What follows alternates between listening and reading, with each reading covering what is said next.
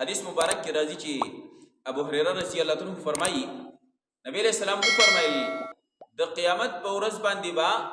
میدان محشر ته خلک چې د پدری ډلو کې چې د خلک را رواني درې طبقه خلک چې د هغه بر رواني په درې صورتونو باندې به خلک چې د میدان محشر ته راځي وی فرمایل یو ډله هغه چې هغه په سورلو باندې را رواني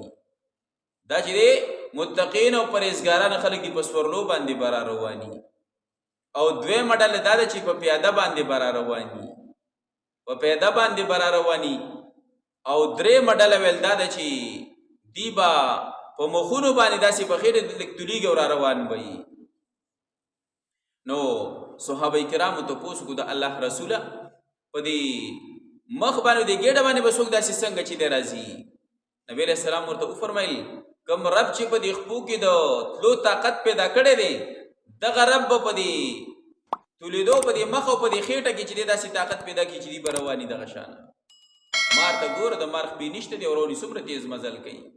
څومره تیز کوم زینو ته چې دی اغزي سړیو ته حیران شي نو دغه رنګي دی بچ دې داسې میدان محشر ته چې دی را رواني ابو هريره رضی الله عنه فرمایي